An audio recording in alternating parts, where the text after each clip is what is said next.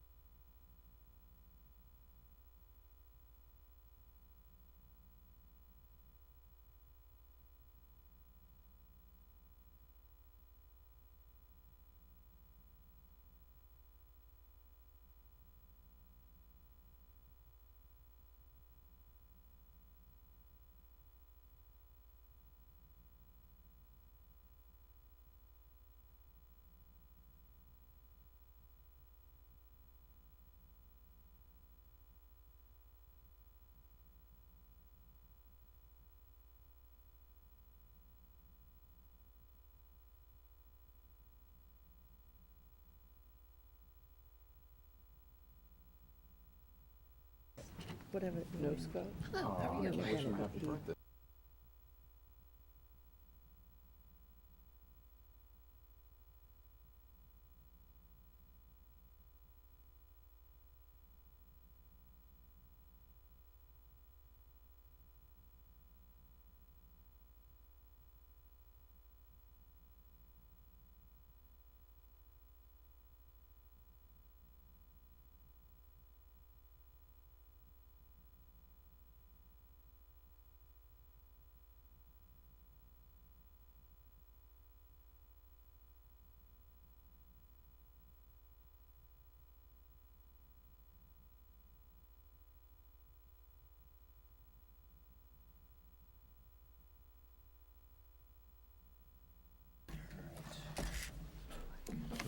Yeah. All right.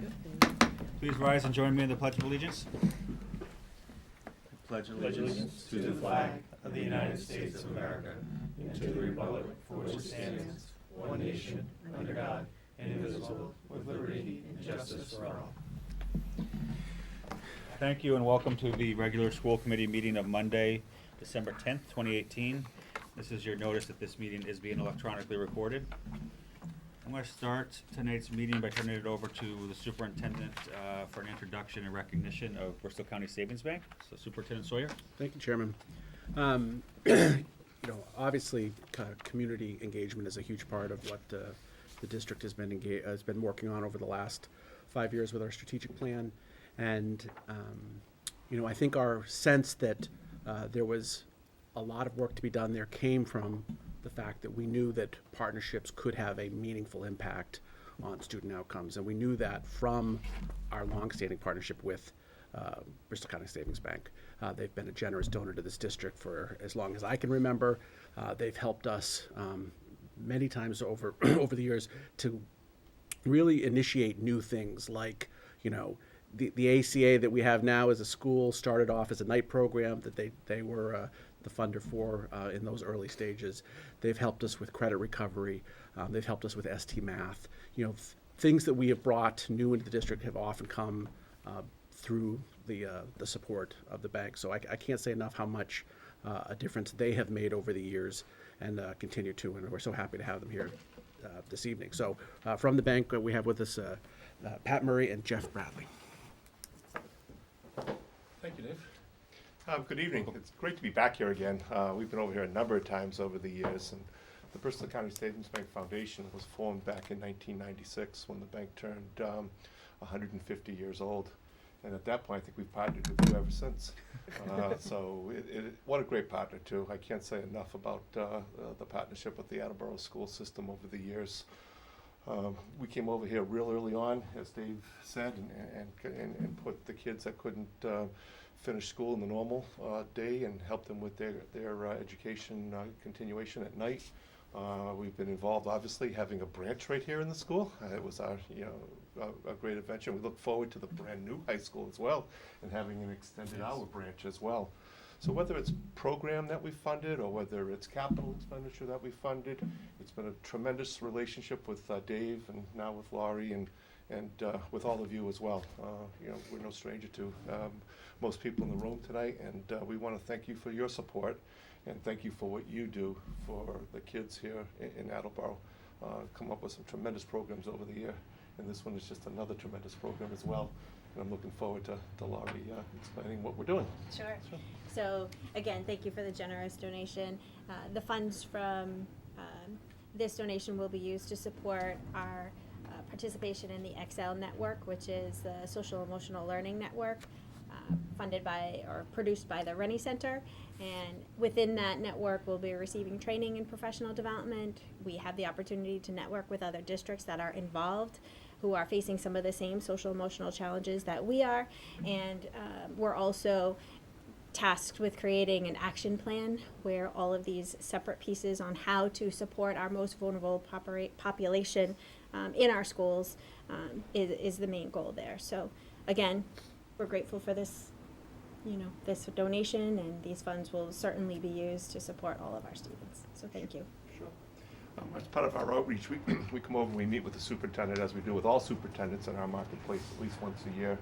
And Dave was pretty much very supportive of this program right from the very beginning, and we look forward to having it do some really good things here in Attleboro.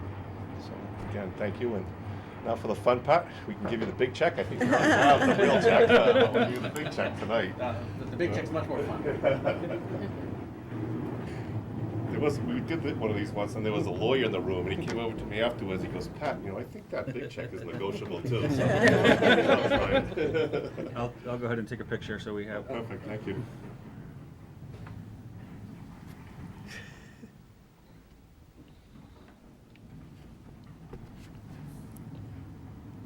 Gee, maybe we can get Steve and Laurie in that photo too, if you don't mind. Yeah. Camera's not working. Oh, yeah. Hold on, I got one. You got it? Okay. I was gonna say, a little far away. There There you go. Bring the check up. A little bit more. There you go. Wow. All right. Tough Right one. here. One. Just gotta get these chairs. Thank you. Thanks. What? We have one Oh, more wait, over one here. more, one from the school. Sure. All right.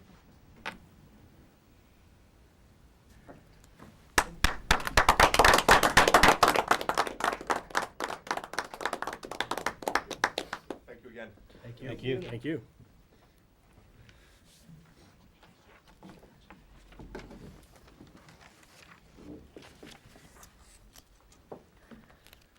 Attleboro's been very lucky over the years, as many community organizations have, to benefit from the relationship with Bristol County Savings Bank. So, our thanks are extended to them for their support of the schools, and it's through relationships like this that we're able to fund a lot of the initiatives that we need for our district, but that are hard to come by given our financial realities. So, thank you to Bristol County Savings Bank again for all that they do. Mrs. Scales? I just had one question. So for the professional development, are you sending a few from each grade, from each level to do it, or? Yeah, it's a team from Okay. across the district, so Okay. all 3 levels are represented. All right. Any other questions or comments? Mr. Quinn? It's funny to have these folks in. Over the weekend, I was involved in a Twitter chat, as some folks in the education community are, and topic of financial literacy came up, and one gentleman, I think he was from Arkansas, was saying, a really smart school district would invite a bank into their schools to teach financial literacy, and that's supposedly forward thinking now. And it's just another example of Attleboro kind of walking the walk for a long time and being ahead of the curve. And I think in addition to these wonderful programs that they're funding, having the opportunity to work with folks in the financial sector directly with our students is a real smart thing to do. So thanks for cultivating that relationship and not only cultivating but maintaining it. Ms. Lancaster? Yeah, and just to second that, I mean, just from firsthand experience, I know kids that work with the banking program in school. Like, they take classes throughout the day that'll be involved with it, and I can think of more than one student that I know I'm good friends with that have benefited so immensely from it and have kind of almost found themselves in the program. And one of them is actually going to go into banking in college because of the work they've done with Bristol Bank, and it really is amazing, and I can assure that it's definitely something that is appreciated, among the students. It really is. Thank you. All right, moving on. Next, we have our Student Advisory Council update. Mr. Lancaster? Perfect. I'm gonna remain seated so I can stay near the mic this time. You're the first one that gets to use a fancy new projector. I'm so excited. Wow. Okay. So starting off with our elementary schools, holiday breaks coming up, of course, for all schools. All students looking forward to that, and there's some reading nights. There's the chorus concert for some of the grades at Thatcher, and I think I did chorus. I did chorus back in elementary school, and it was awesome. And I remember we had one night where we got up in front of all the parents and we sang our songs and we did our skits, and it really was such a good time. I don't really remember it very well, and I definitely messed up on stage. I remember that, but I just know that it was a good experience overall. Going to chorus every day, and I wish I had some sort of class that did something like that at high school. And then the winter concert, and I think there's also a winter concert for the high school as well. Actually, I think it's on here, so it should work out. There's a display for student artwork for Brennan Middle School at the library in December. Some meetings and conferences for the parents and students. And then at the high school, the Pride pouches is something I want to highlight. Collections for the Tedesco Christmas Day dinner. So the student council puts together the Pride pouches every year. I usually get involved with that. But interestingly enough, Attleboro High School is also teaming with North Attleboro High School, and both are actually doing Pride pouches. I don't think they're calling them Pride pouches, but they pretty much got it from us, and they're doing them as well. And it's a really good thing. We literally make an assembly line one night, and we will put stuff into pouches together, package them up, put them in a box, so that way we can send them off. And it's a really good thing that we do every year, and I really do look forward to it. What kind of things go into the Pride? It's things that are really easy for kids to bring in and get involved with. It's just toothbrushes, socks. It's really anything, And there's a list of like 25 things that you can bring in, like essentials that people need, mouthwash, things like that. Just that bars of soap, deodorant, things like that are just. If kids aren't very necessarily involved in student council, because it's easy for kids to be kind of passive at the meetings. That's one step forward that they can take, and that's just something that I've seen in the past, is that kids might not necessarily be very, proactive in their endeavors to student council, but that's definitely something that gets almost every single student there to bring something in, and they know they can show up and just all they have to do is be there and put things in bags, and they make a big difference in their community. It's really awesome. And the homeless for a night in the pit on December 13th, which is pretty cool. I know a couple of my friends are doing that this year, and they're pretty excited. And then, of course, the winter concert is always a big deal. And I think there was just a concert the other day that was a huge success. It was the first of the year, so we're really looking forward to those. And then for our community engagements, the National Honor Society is doing the sock drive this year, like they always do. And this year they started it at the basketball games officially, but it was kind of going on before that. They got some socks at the basketball game. One of my friends was running the booth, so I saw it firsthand. And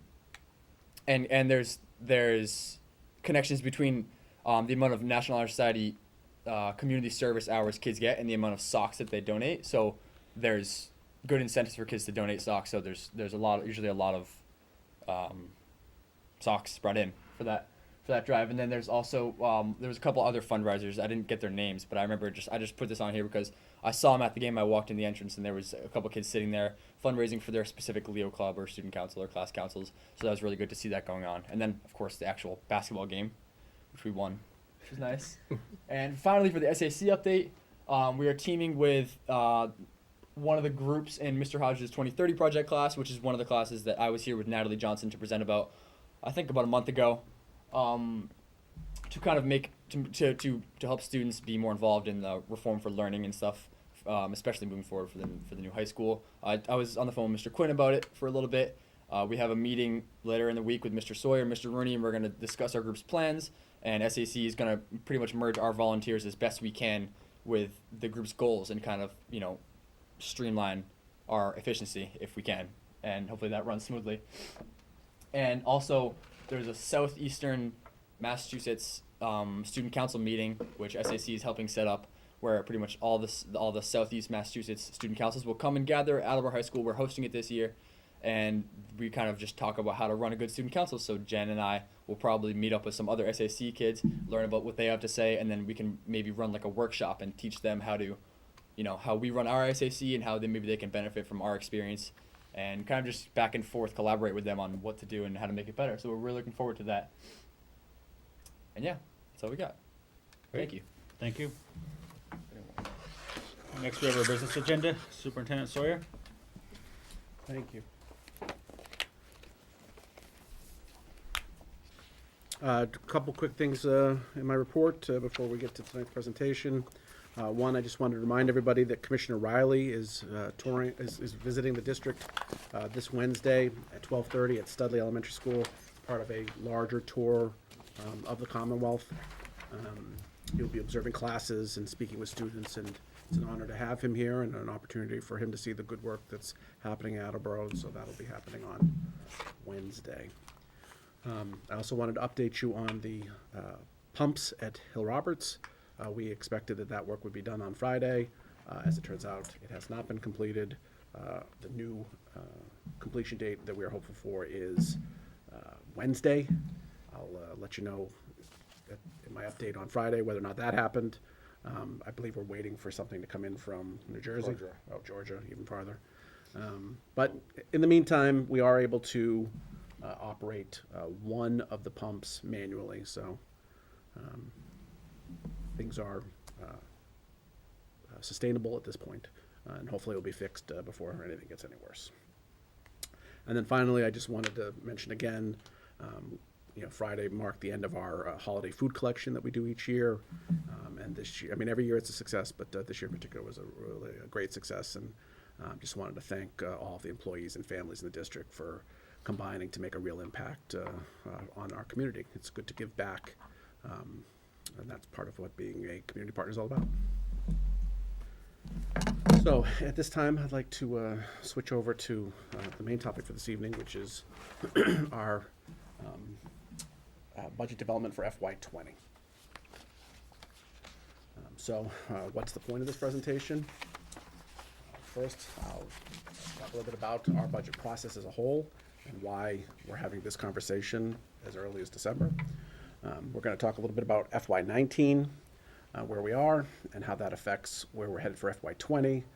We'll give you some projections that we've developed for 20, and then we'll also set our priorities for that process so that we are all on the same page about what we're trying to accomplish moving forward.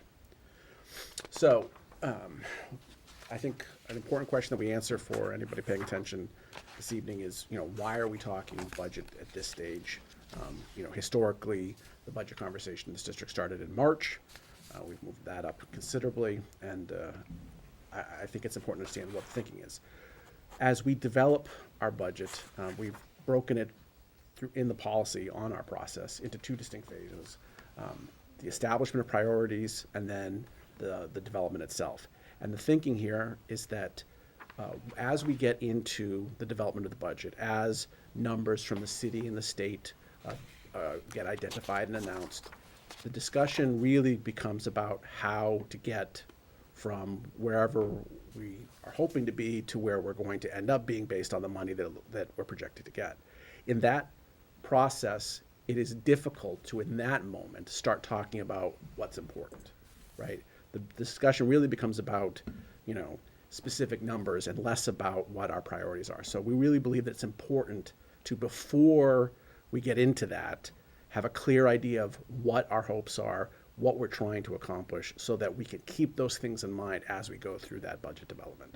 And as the cherry sheet comes out in January, it's really important that we set these things now so that we can have as focused a process as possible. All right, so FY19, where are we now? Net school spending budget for FY19 is just over $71 million, and transportation is $3.6 million.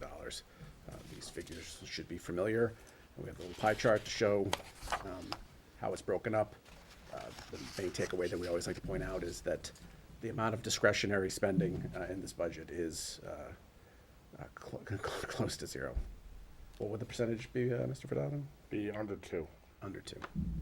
So it's mostly eaten up by set costs. I would say as we get into this part of the presentation, any questions? Let's stop and deal with it slide by slide, I think is the best way to handle this, so. That's the budget number for Yes. this year, not, okay. Yep, that's what was budgeted, that's the allocation. Okay.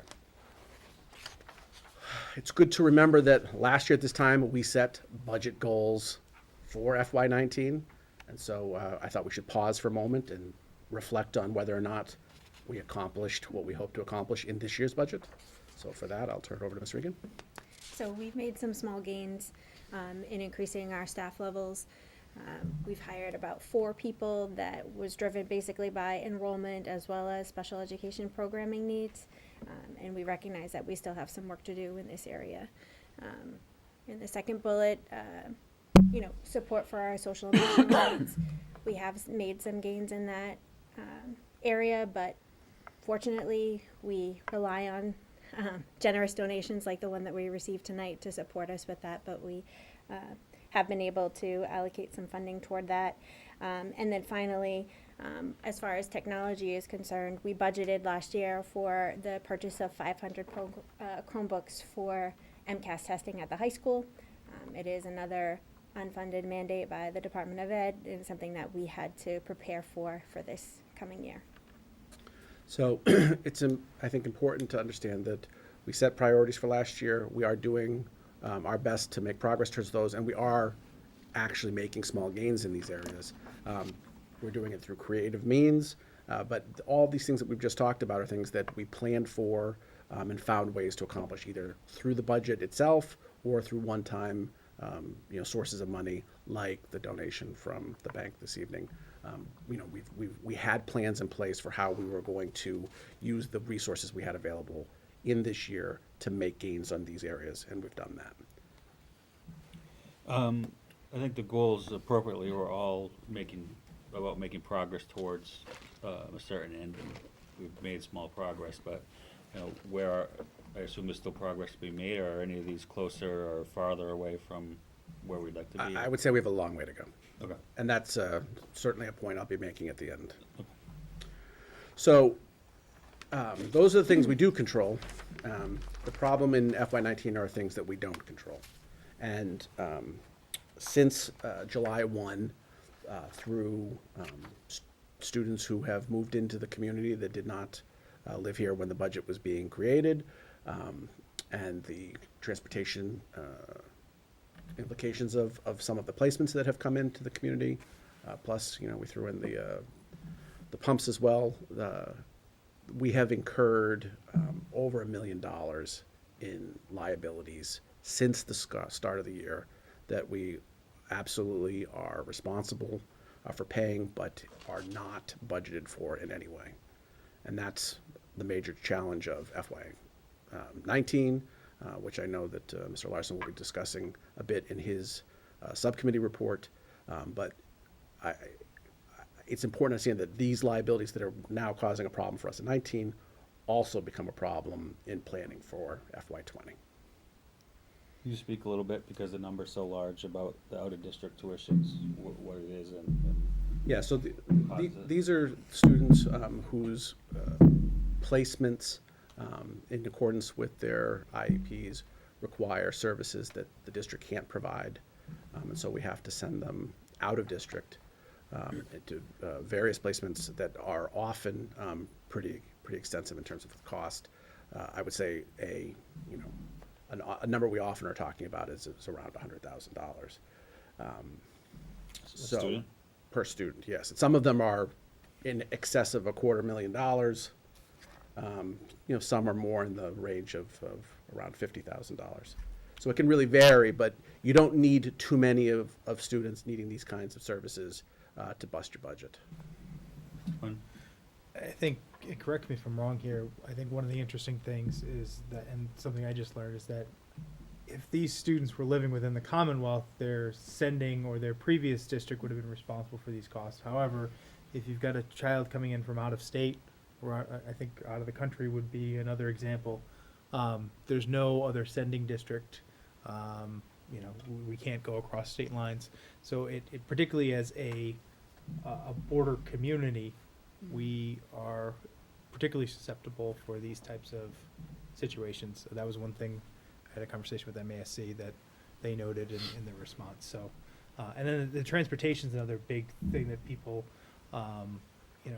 tend to overlook, and it's incredibly challenging to get drivers. I'm sure you and your wife, Mr. Geddes, must talk about that. That's if you can find transportation. So, it's a challenging situation for districts. Mr. Geddes, then Mrs. Torres? One of the things I was actually going to mention is that these are legally mandated services, so they're not something that we can try to find a way to cut or circumvent or anything like that. But that being said, I think it's a benefit that chances are families are considering moving here because of the educational system. So, in a way, this is a credit to us, as detrimental. Looking at the bright side, I guess you could say. All of that being said, is there any way that we may be able to, are these all extreme service cases that are beyond us creating any programs in district to service these students? And So wherever possible, I mean, it's always the goal to educate Attleboro kids in Attleboro. right, And so where we are able to meet the needs of the student internally, that's what we do. But sometimes students have services that, we're not able to meet. Right. Some people are in residential placements, Yeah. these are just kinds of things we don't have. The other problem is that, we are on a very tight budget in Attleboro. Therefore, we don't have a lot of excess capacity. So as kids move in, our programs fill up. So our ability to place students in programs that we have is really stretched by this, because, it becomes there's a calculus of, do we hire another teacher exactly. at one expense or send them out at another expense? We are having those conversations. We're trying to do what's best interest of the student. But if we can do it internally, if we have the resources, well then, which is the more cost-effective way to educate this child? The problem though is that whether you're doing the $50,000 option or the $75,000 option, either way, that's money we don't have Right. in this fiscal year. And is there any additional circuit breaker funds that we may be able to seek, if not obviously not for this year, because we're, No, actually, for this year, oh, okay. I don't know if you want to Well, speak to that. in a there's second. two things. One is many of these students were agency placements, DESI or DCF. So Okay. I think we're going to get some additional funding Some because of that. reimbursement. And then the other avenue is extraordinary relief for circuit breaker. There's a threshold you have to hit, and we haven't hit that yet. So Okay. that right now is off the table. Mr. Quinn made me aware of the pothole fund, which I had heard about before, never for this application, but I have a call into DESI to find out about those funds. Awesome. Yeah, I mean, we're going to make every effort to, claw back as many of these dollars as we can. But under any circumstance, even the best of circumstances, this particular problem is going to outstretch our ability to handle it. Thank you. Just to put it in context, I know ultimately we take our budget and we look at it from a per pupil point of view. What is it, about 15,000 per pupil? Is that, what do we go on? Less, much less. 8,000, 8,500, something like that? Oh, no, about 12. 12, okay, there we go. So what I'm trying to get at is, when you have to send a student out for $100,000 as compared to the $13,000 that we are getting, that's a significant $88,000 difference, and I just wanted to put that out there. That's Do you have any other question, Mr. Quinn? Yeah. To what extent is space a constraint in terms of our ability to provide these services? I would not say space is the issue. Okay. Are you talking about physical space or? Physical space, yeah. I just didn't know if we were at capacity. I know we're at capacity in It's terms of staffing. Staffing, okay. And then again, some of the services are things that are beyond our ability. Okay, so, how does this play out for us for next year? Well, after that conversation, a little good news. The majority of costs in our budget are things that we have a measure of control over. And it's been something that this district has been working hard at for the last several years to bring those costs under control so that we could create a sustainable educational environment, one that this community can reliably afford to deliver. And one of the things that we've talked about extensively is that if the cost of running the district is in 5-7%, well in excess of what we can expect in terms of the city's tax capacity, then even if we're able to convince the community to spend more than what's required of it, that those dollars aren't getting us anywhere in terms of progress. They're just going to backfill, a growing deficit. So to really be able to make the case to the community that the schools are an investment worth investing is you've got to control your costs so that people know that any dollars spent above and beyond are actually going to go to get new things. And I feel like we're really approaching a place where we can, speak to the community and say that we have done this work, right? And the fact that this chart, shows you that for the vast majority of things that we're facing, you put it all together, and that's a 3.1% increase. That's a market improvement over what we've had in the past, and something that we've really been working hard on. And I have to give credit, not only to Mark and his staff for all the work that they do to find every penny, but we also have to give credit here to the bargaining units in this district who understand what we're up against and have been reasonable at the bargaining table to help us to pass contracts that allow us to deliver a number like this, because 80% of what we're paying is people, so they deserve a share of the credit here without question. Did you want to add anything, Mr. Furtado? Any questions about this slide? All right, but not everything is within our control, and as we already discussed in FY19, there are some pretty big issues that are outside of our control. So, out-of-district tuitions, we're talking about a 30.7% increase based on what's come in since July 1. And then the transportation that goes with that is also another 33.3% increase. These are quite significant. And then employee benefits. Now, we've used the figure 8.8%, which I will let Mr. Furtado explain in a little bit of detail. There's no number that we can really use reliably at this stage. That's a real moving target for a whole host of reasons. But in general, the cost of employee benefits is growing well in excess of that 3% number that we're targeting. And so these are the three things that we really have no say in that are driving up the cost of education now. That's predominantly health insurance, I assume? Yes, predominantly. And that's the citywide, same for everyone, correct? Yep.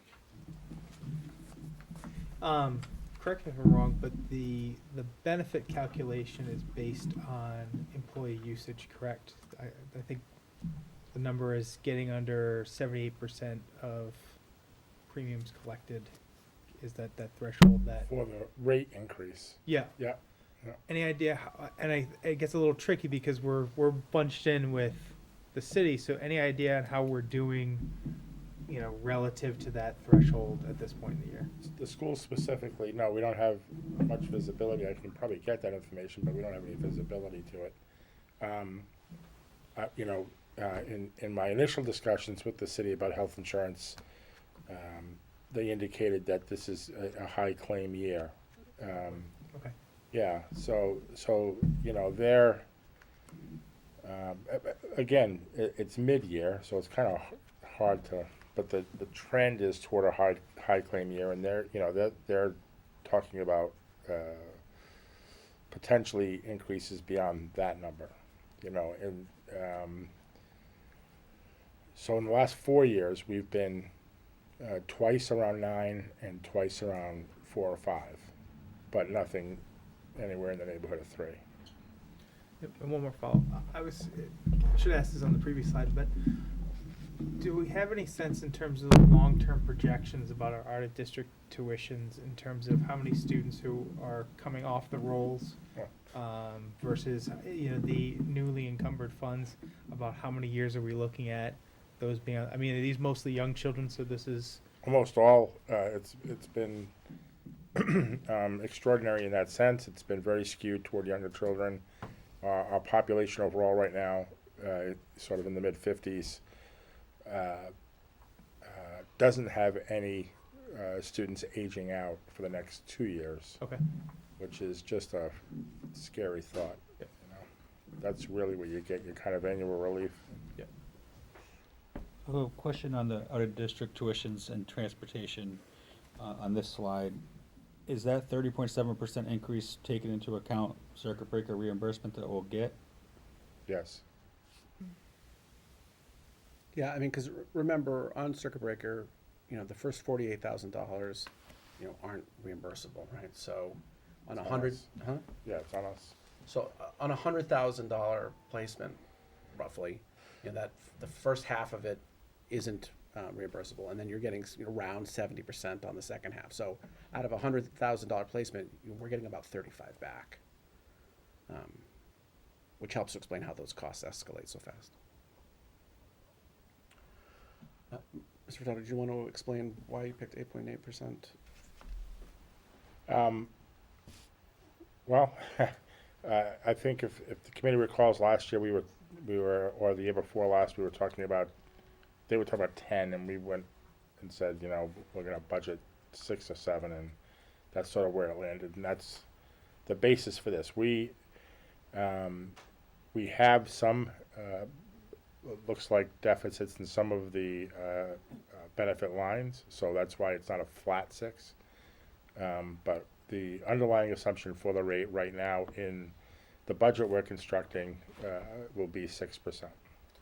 So, based on this year, we need to increase the amount in that line even at a 0%, right? If we came back with a 0%, we'd still have to add Right. something. It'd still be an increase. Plus that there are some migration. Right. So you add that to this year's 6%, and that's how you get to 8.8. What are the liabilities in our benefits account? Total? No, what are they, what are they, not numbers, but What's included? specifics, yeah, what's included in those? Like, what are our liabilities? We've basically had people change health insurance programs to more expensive plans than where they were. So our liability towards that has increased beyond what we were projecting it when we put the Oh, budget sorry, together. that was, I'm sorry about Alright. that. I got it. Thank you. Yeah, It's a Monday. yeah, no, no, no. It's that, but it's also, grant migration. There's a Grant couple, migration. there's a whole bunch of things that go into that, that what would otherwise we'd be using 6% is really 8.8, which is another way of saying if there was a miracle and there was a 0% increase in health insurance, you'd still see a 2.8% increase. Okay, Yeah. Okay? thank you. All right, so you put those two things together and you end up with a level service estimate for net school spending of $74.8 million, which is a 5.1% increase over FY19.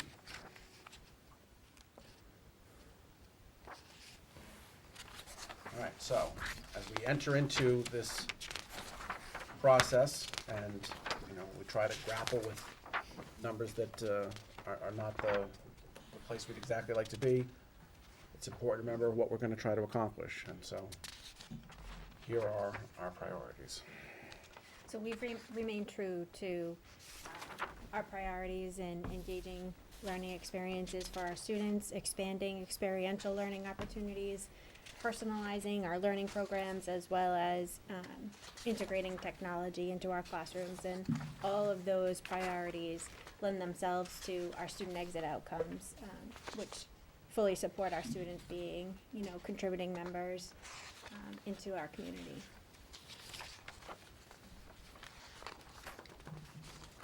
So for budget priority number 1, again, staff is our biggest priority. it's no secret that in order to continue to move forward with our own priorities, as well as the unfunded mandates that the state continues to put upon us, that we need more staff. And this is to reduce our classroom sizes and to also provide the supports that we know that our students need.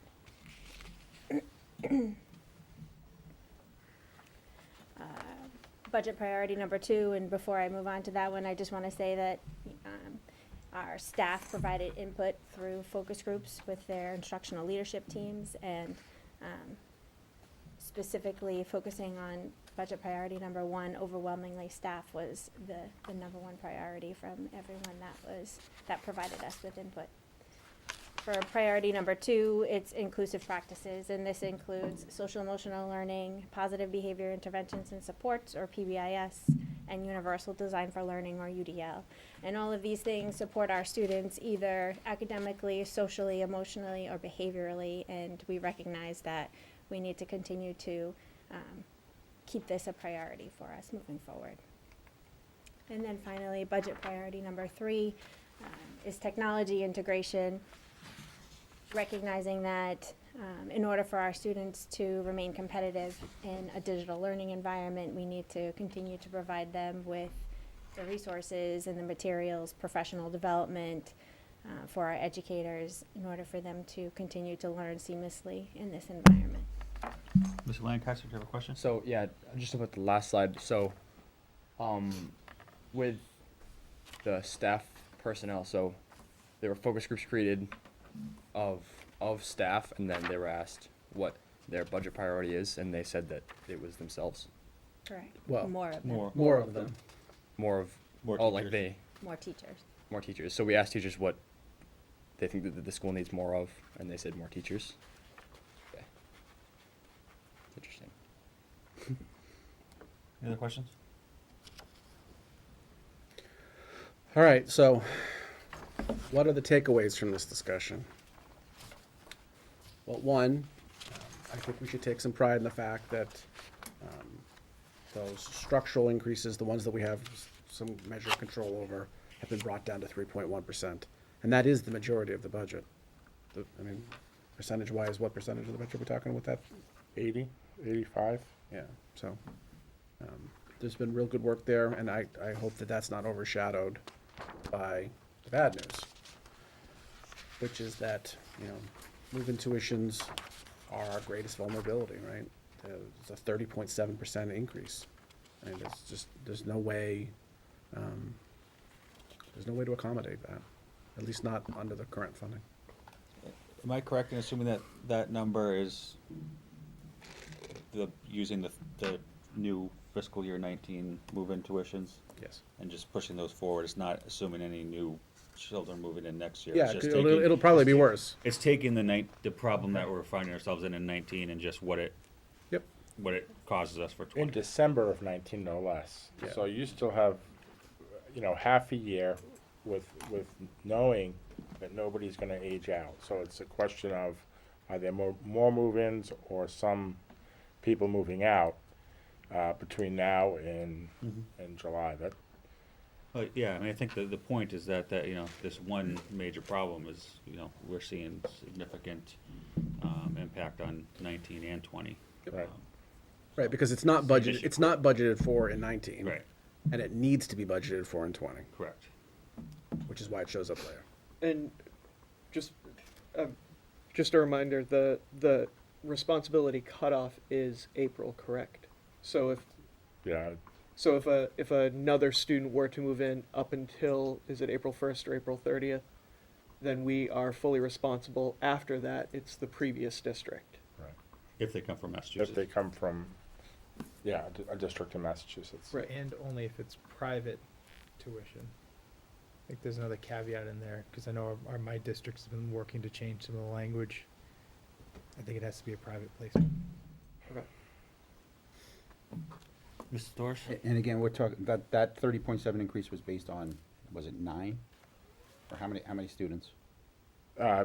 We had a change of about 9 in the summer, A net gain. Between July and now? Right, 9. right. So 30.7 is based on 9, so if between now and the end of the year, or April, You know, if we get 2 or 3 more, that's gonna increase it from 30.7 up to almost 35%, Right. depending on. And Could again, easily. knowing that there's no relief on the other side.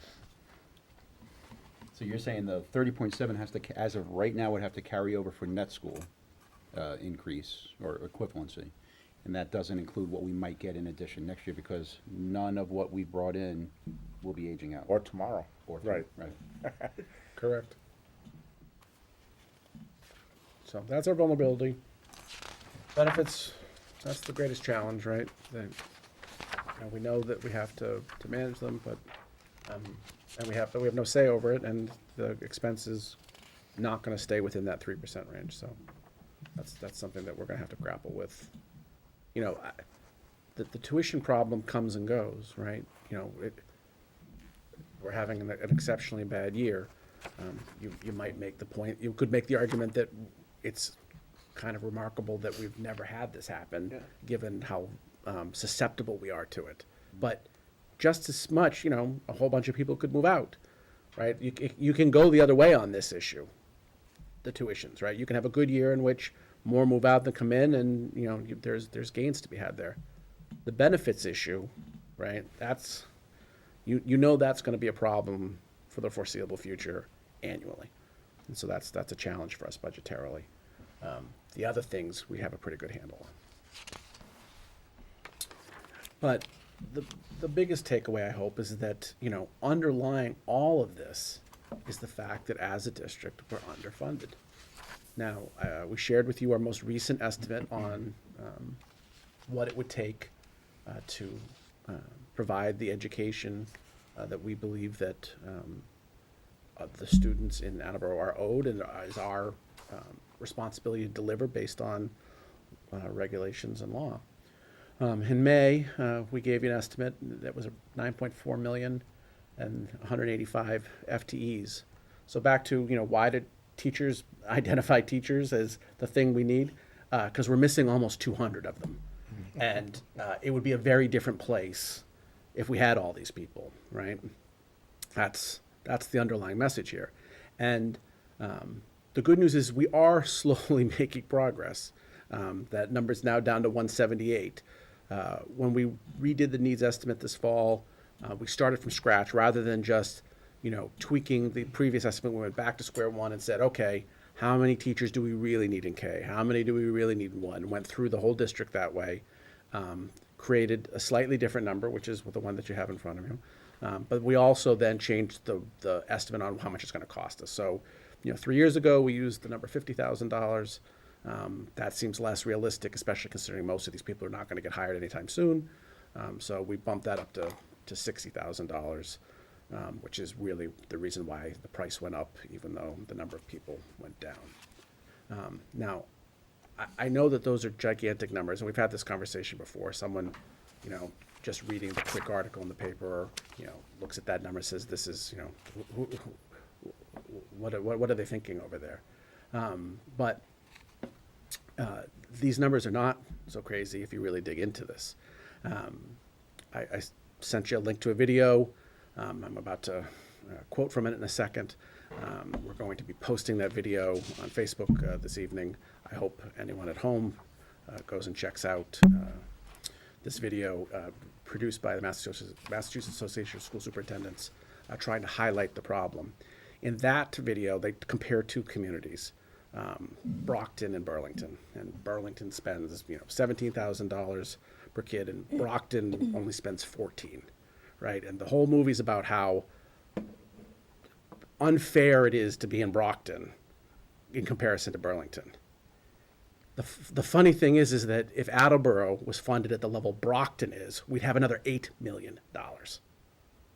Right, so we're $8 million short of the sad story, right? And if you funded us at just the median per pupil for the state, I think we'd have another $14 million, not on top of it, so $14 million total. So if Attleboro is just an average community, that 10 million, I have that and another $4 million to play with. Now, as a community, I know we don't have that kind of money in the sofa cushions, but it's important that everyone understands that this isn't a wish list. This isn't a list of things that would be nice to have. These are things that are missing, that the students in Attleboro don't have access to, that they should, that they have in other communities, and not just the wealthiest of communities, right? This is, the base level of an educational experience in the Commonwealth, and we're not able to provide that at this level of funding. And so because we're so short-funded, we have to spend every possible dollar to its maximum potential, which is why there isn't excess capacity in our programs, which is why there isn't money to pick up the tab on $1 million worth of tuitions that move into the district, right? We don't have those kinds of funds because we're doing everything we can to get the most out of every last penny, because we are missing almost 200 people and over $10 million. So, we can get caught up in the crisis of, having $1 million problem emerge over the course of the year. But we can't lose sight of the fact that, we have this problem because the funding formula is broken and the state has yet to address it. So from that video, which again, I can't say enough that I hope people will take a look at. I don't like to read slides, but I'm going to read this one. All children are endowed by this Commonwealth with a certain unalienable right to an equitable foundational education. But what if I told you this foundation of equity has become meaningless?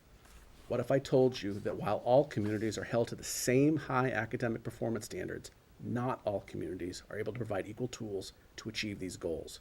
What if I told you that this inequity is oftentimes based on zip code alone? That's the grim reality of the situation, and not one that we have the power to fix ourselves, but I think it's an important part of the story in understanding the budget challenge that we're facing. The other quote that I pulled from the video is from the president of the Massachusetts Association of School Superintendents, Dr. Eric Conti.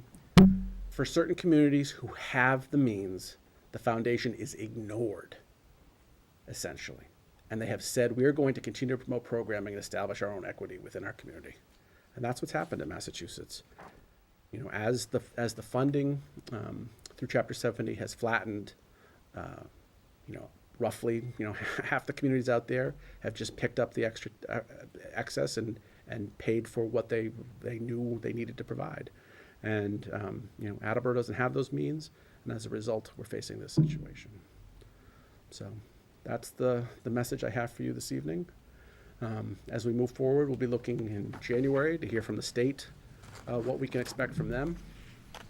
Last year was a little bit better than the previous couple of years, and that made a huge difference in us entering into this year with hope for a year that would be productive. And we are having a productive year, but certainly our financial problems threaten that in this moment. So we'll be looking at January to see what the state's looking at. And then in March, we'll begin our process of presenting an actual budget for FY20. And then we will present that to you fully in April.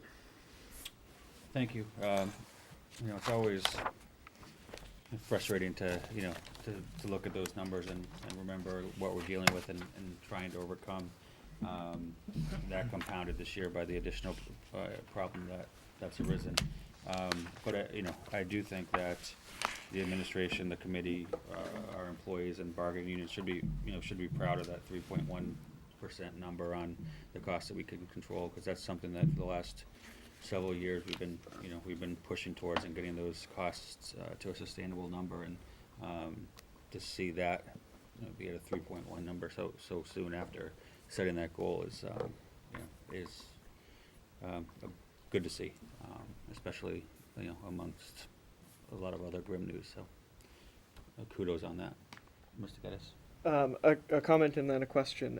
To illustrate how detail-oriented the administration is getting into the budget, before the meeting, Mr. Furtado and I were talking about something unrelated to this. And we were talking about our agreement with SurveyMonkey and whether our level of membership with SurveyMonkey could be reduced, which would save us approximately $10 to $20 per month, give or take. Well, it's about $2,900. per year or for the month? for the year. For the year. So in the grand scheme of a $75 million budget that we're looking at, we're wondering if we can reduce $2,900 for that year down to maybe $2,500 or $2,000. That's how fine the tooth comb is that they're looking at. Mr. Sawyer, I wanted to go back to a comment that you made just to clarify. You mentioned that we are getting about $8 million less than Brockton. That's not a total sum dollar figure. That's the per student No, if you difference. you applied their per pupil expenditure to our enrollment, we would have $8 million more dollars. So going back to Apples to apples. Yeah, in the video, I think they referenced, like you said, 14,000 for Brockton. Mr. Furtado earlier said we're just over 12. So it's that delta per hour, 6,000 per student. That's where that 8 million comes up. Okay, thank you. Just wanted to confirm that. Mr. Quinn? I think in the action step one, I'd like just to kind of float to the committee, that won't help us in the immediate future, but something that came up from MASC, is I think it's now time to revisit the Special Education Stabilization Fund that we discussed a couple years prior establishing, and start to think about potential ways that we could get initial seed money into it. It's now common throughout the Commonwealth for districts to have it, and I think that, had we had this, and perhaps we had seeded it, we could have worn it. It's not going to hurt anything to have that fund available. You have to actually put money into it, but I think that is something that we could do to get actionable to be a little bit more prepared next time around when this type of situation comes about.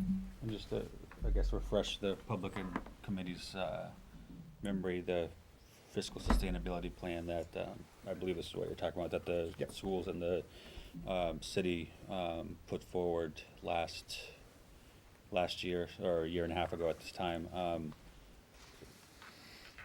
envisioned setting up a special education stabilization fund for expenses like this.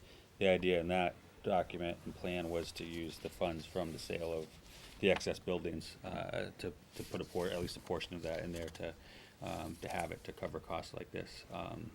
So, not sure what's going to happen with that, but that's, the idea is, whether we fund it through those means or not, is still one that, has merit, as, our discussions tonight, proves out. So I think that's a good point. Okay, thank you. Thank you. By way of MSBA update, we have an SBC meeting on Wednesday in this room at 5:30. And then we have the rescheduled joint meeting between the school committee and the municipal council on Wednesday, the 19th. That meeting, is that at 7 or 6:30? I don't remember. It is at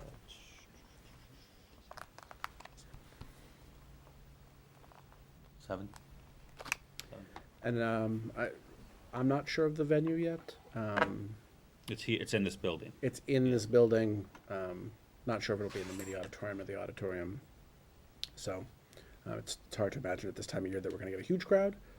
So perhaps the mini aud is the more appropriate place, but certainly there'll be signage that evening, and we'll put it on the website where exactly it is as that gets determined. But that'll be an exciting presentation for anyone who could take a break from shopping to come join us, because they're gonna do the virtual 3D tour of the building and update the community on the design. It's pretty stunning. So I hope people will join us. Mr. Storrs? So just to verify, that will be shown on local channel 9? Or, Yep. Yep.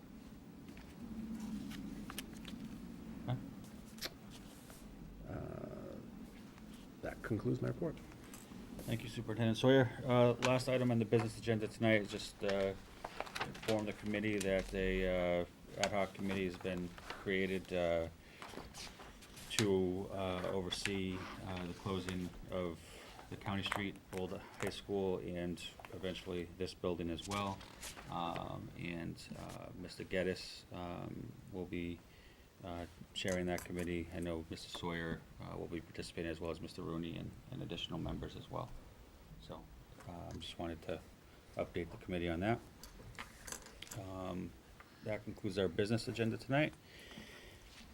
We have approval of our minutes from our November 19th, 2018 meeting. They were provided to you in your packet. Do you have a motion to approve? So moved. Second. Any discussion or edits? All those in favor? Aye. Any opposed? All right, motion passes. Consent agenda. Motion to approve a day field trip proposal for 24 grades 11 and 12 students to visit New York City on March 29th, 2019. So moved. Second? Any discussion? All those in favor? Aye. Motion to approve an overnight international field trip proposal for 22 high school students to participate in the Farley S. Dickinson Hockey Tournament in Edgartown from February 15th to February 17th, 2019. So moved. Second? Discussion? All those in favor? Aye. Motion to accept a donation in the amount of $29.16 from Custom Inc. to the Attleboro High School class of 2020. So moved. Second? Discussion? All those in favor? Aye. Motion to accept a donation in the amount of $6.30 from Custom Inc. to the Attleboro High School class of 2021. So moved. Second? Discussion? All those in favor? Aye. Motion to accept a donation in the amount of $345.02 from Custom Inc. to the Attleboro High School class of 2022. So moved. Second? Discussion? All those in favor? Aye. Motion to accept a donation in the amount of $65.38 from Chick-fil-A to the Attleboro High School class of 2019. So moved. Second? Discussion? All those in favor? Aye. The next two items are linked together. Motion to void the Feinstein donation that was approved at the November 19th school committee meeting for $18,500 as broken down in the November 15th memorandum. So moved. Second? Discussion? All those in favor? Aye. Motion to accept a donation in the amount of $14,500 as broken down in the December 6th, 2018 memorandum. So moved. Second? Discussion? All those in favor? Aye. Motion to accept a donation in the amount of $2,000 to the Coelho Middle School Gifts Donation Line for educational needs. So moved. Second? Discussion? All those in favor? Aye. That concludes the consent agenda. Next, we have subcommittee reports. Mrs. Scales with Policy and Personnel. Thank you. Just to make note that the tabled policies from the November 19th meeting will be removed and go into immediate effect. Our meeting was held on December 3rd. We reviewed Section I, part of Section I and Section K. The administration provided the historical history of Section I, noting that many of the policies were last reviewed in the late 1980s. Policy IGA, curriculum development. We are going to align with MASC, and but we tweaked it in order to better reflect the needs of Attleboro. So a motion to approve the edits to policy IGA, curriculum development. So moved. Second. All in favor? Aye. Motion passes. Next, we looked at IHAI, Career and Technical Education, which we are aligning with MASC. Again, we just tweaked it to better reflect Attleboro pre-K through 12 plus, and we are now calling it occupational education. Motion to approve the edits to policy IHAI, occupational education. So moved. Comments? All in favor? Aye. Motion passes. IHBF, we are going to align with MASC, and I think that was it. Motion to approve the edits to policy IHBF, homebound education. So moved. All in favor? Aye. Motion passes. Instructional materials, IJ. We too are going to align with MASC. For some reason, we had a IJR, which is resources, but we never had the policy IJ. So, motion to adopt policy IJ, instructional materials. So moved. Second. All in favor? Aye. Motion passes. And we are editing policy regulation IJR, reconsideration of instructional resources. Motion to approve those edits. So moved. Second. All in favor? Aye. Motion passes. All right. IJOC, school volunteers. We recommended, we just made some minor edits to this, just for consistency's sake. So a motion to approve the edits to policy IJOC, school volunteers. So moved. All in favor? Aye. Motion passes. Motion to remove policy IKAA mid-year exams AHS, as this is extremely obsolete. So moved. Second. All in favor? Aye. Motion passes. IKE is policy on promotion and retention of students. Again, we will align with mask. Motion to approve the edits to policy IKE, promotion and retention of students. So moved. Second. All in favor? Aye. Motion passes. IMD, school ceremonies and observances. We are just going to note the review date. So a motion to note the review date of policy IMD. There are no changes. So moved. Second. All in favor? Aye. Motion passes. All right, then we moved on to section K. Let's see, KCD is gift and donations. We will be aligning with mask on that. So a motion to review the date, no, motion to approve the edits of policy KCD, gift and donations. Oh, Public gifts to the schools. so moved. Second. All in favor? Aye. Motion passes. Thank you. Keeping me on my toes. Nope. Where are we? KHC. We reviewed KFAA, commercial activity on the school property. The administration was not going to have any changes, but subcommittee did have questions, and we tabled it for the moment. KHC is posting of signs and distribution of notices and flyers and brochures. They reviewed the policy. There is no mask policy, but the administration still felt it was necessary to keep it. So we had some minor edits to it. Motion to approve the edits to policy KHC. So moved. Second. All in favor? Aye. Motion passes. We had 3 other policies that we're going to look at next time. We tabled for clarification: school visitor observation, and school visitor observation form letter. And I think that's it. Thank you, Mr. Scales. Yep, go. Next, we have finance and budget. Mr. Larson? Finance and Budget Subcommittee met on December 5th. Going to go through the housekeeping first. We have 2 motions to bring forward. Motion to send to the Municipal Council for approval of prior year payments totaling $2,112.68 as listed in the memo dated November 29th, 2018 from Mr. Furtado. So moved. Second. Any discussion? I think you all had a list of what they were. This will come out of carryover funds that, to the best of our knowledge, still have not been approved, or have they been approved now? I've not been. They have not been approved, so once our carryover funds have been approved, we can pay these invoices. All in favor? Aye. Motion passes. Thank you.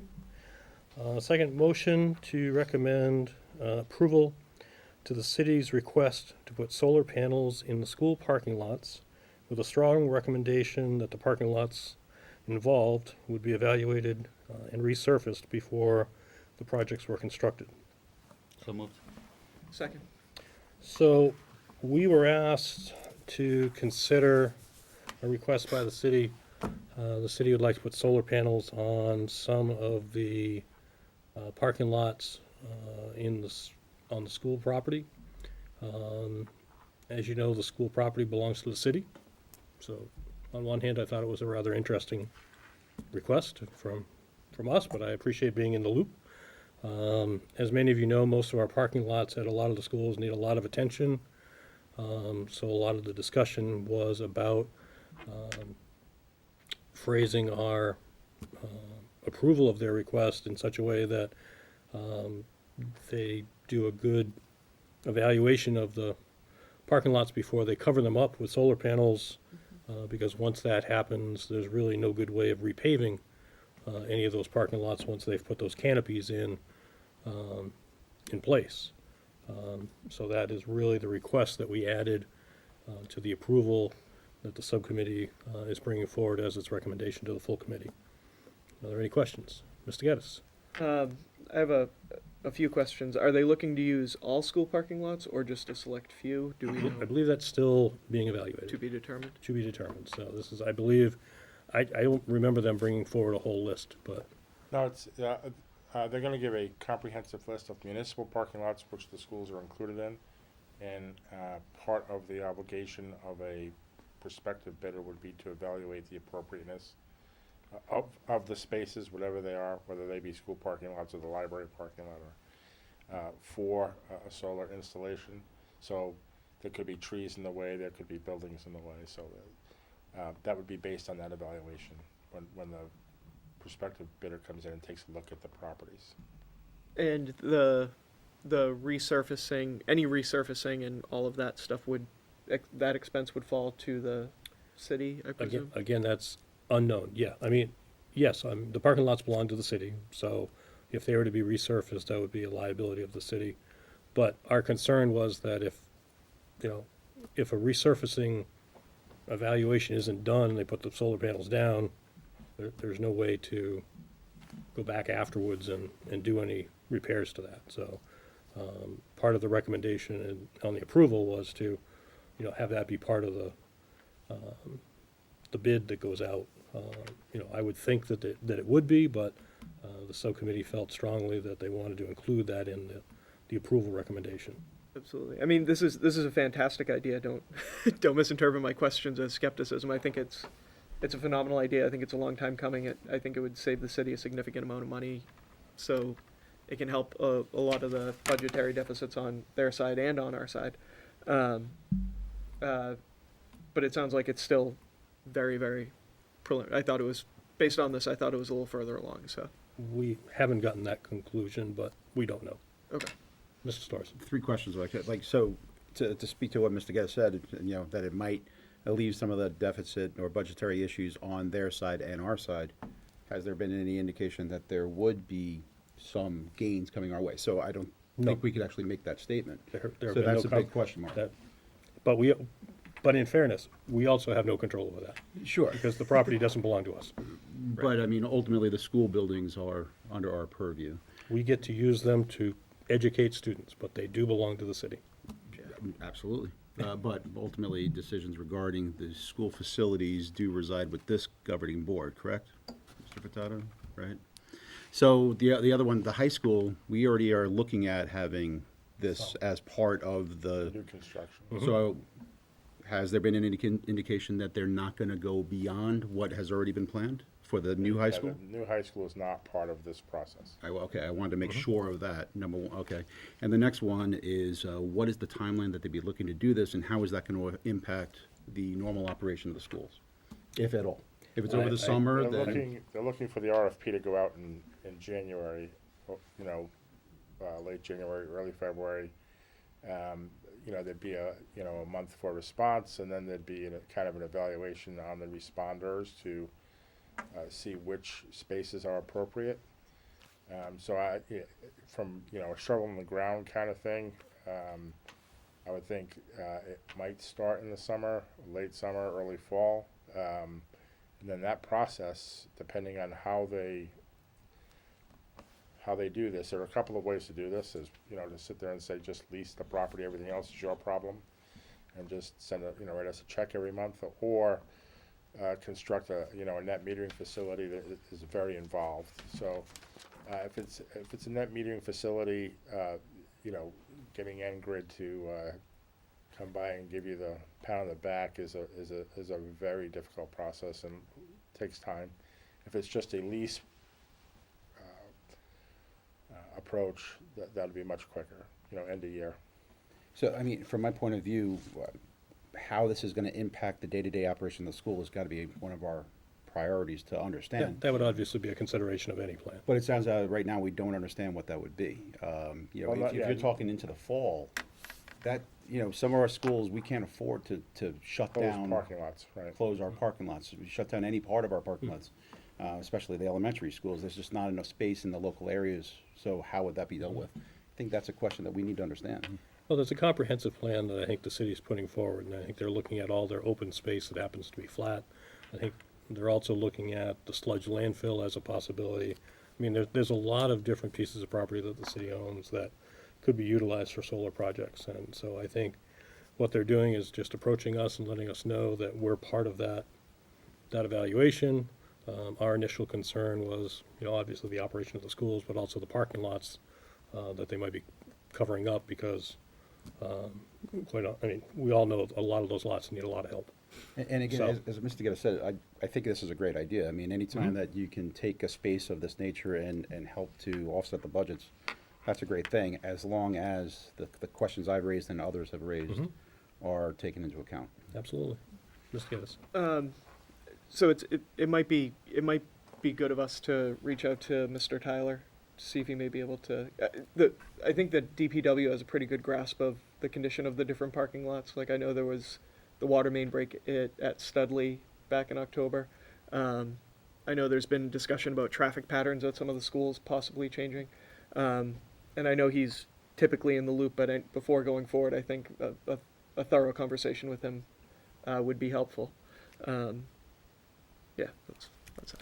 Yeah, I think it's important. We need to wait for the city to do their evaluation to see what they're thinking about doing, and then, Yeah. you know, at that time, between finance and infrastructure, we can bring different people into the conversations with our concerns and address them at that point. But I don't get the sensation that they're quite at that point yet. No. So, Okay, So, thank you. yes. I mean, would it be beneficial for us to hold off on this vote at this time, pending the answers to these concerns, these questions?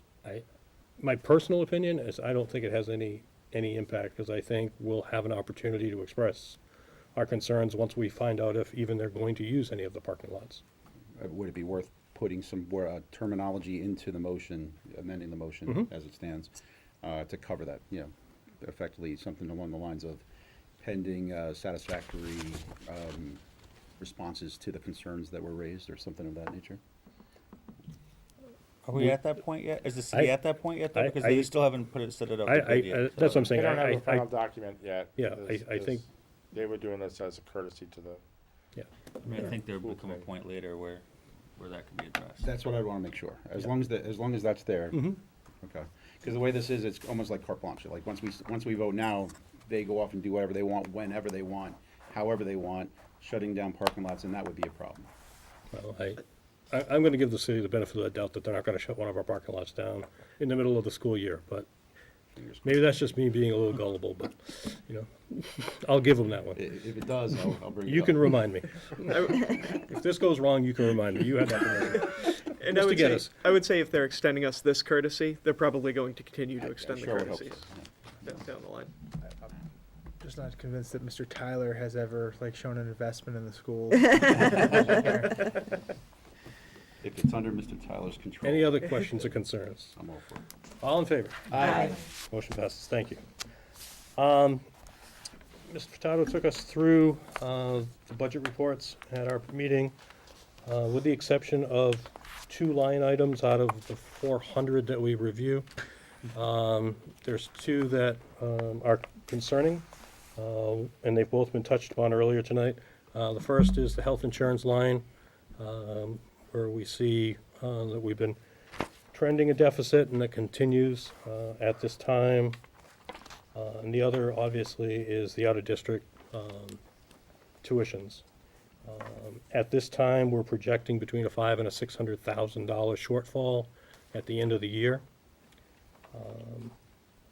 because of all these items. City Hall is aware of this. There have been conversations letting them know about our problem. The subcommittee also asked Mr. Furtado to put a formal request into City Hall to be reimbursed for the pump repairs that we're doing down at Hill Roberts. that's been done. Thank you. We in the past have done some of this because we've had the ability in our budget to do that. Obviously, this year we are not going to have anything in our budget to be able to do any of that. So our hope is that they'll absorb that cost for us. And obviously, we've identified some places in the budget where there will be some savings. Utilities will be one of those. There's some other line items that we're hoping to be able to maintain some small surpluses that we currently have. But I think it's important to know that we have had to restrict a lot of discretionary spending, and a lot of that is now being approved on a one-by-one basis by Mr. Vitato, so that we're not doing things that we shouldn't be under the situation that we are. But I don't foresee us having a soft landing at the end of the year at this point, without some help from other entities. And as I said, that number could be extremely significant in the $500,000 to $600,000 range that we're currently tracking. So, Mr. Withers. And that $500,000 to $600,000 number is, I mean, it's brought down from the 1.1 based on the things you were talking about. Right, we've identified some. There was some projection that was put in last year's budget. Because these placements happen on an annual basis, we always have had some come into the district. We've also had some age out, usually in the district, but there was some additional money this year that was put in the FY19 budget to help special ed. Obviously, that has been, completely wiped out by these 9 additional placements that we have. As it was stated before, none of these placements are going to age out this year or next year. So this is not a problem that's going to go away anytime soon. I'm not sure I share the optimism that some of them may move. That would be nice. My bigger concern is that 4 or 5 may show up next summer. So we could be looking for another $250,000 that we don't have now, that isn't even in the proposal that Mr. Sawyer just presented to us. So there's a lot of issues up in the air. There's not a lot of great ways of solving them. We're continuing to monitor them. We're continuing to monitor all the lines. But at this point, I think we have some real issues ahead of us. Mr. Storrs. Transportation, so the out of district placements increased our transportation, as you mentioned earlier. Yep. Transportation is a different budget, so I just wanted to verify the, what was it, 150? That is not coming out of our operational budget. That is not. That's is not. so that's already been addressed with, Yeah, we're, or did we have? on the transportation side, we're, sort of, when you include all of the revolving fund accounts from the fee-for-service fees, we're just about at zero. So, we had accumulated some balance over time. That's essentially gone. Thankfully, so if we're going to need transportation assistance, it's going to be very small. Kind of $10,000 to $20,000 kind of number. Again, unless things change again. The bigger concern would be for 20, where we have typically funded about $150,000 to $170,000 through both regular transportation and then also supporting athletics. If you recall the budget cuts, the way we've kind of worked through that is to have athletics use its fees for operating problems, and we've kind of taken over their transportation. For 20, the resources for us to address both of those things are going to be less than we need, I think. Did you have a question? No. Any other questions? That concludes my report. All right, thank you, Mr. Larson. Next, we have open forum. Is there anyone here who would like to address the committee at open forum? All right, I don't see anyone, so I'll go ahead and close open forum. Anyone else have any business tonight? All right, entertain a motion to adjourn. So moved. Second. All in favor? Aye.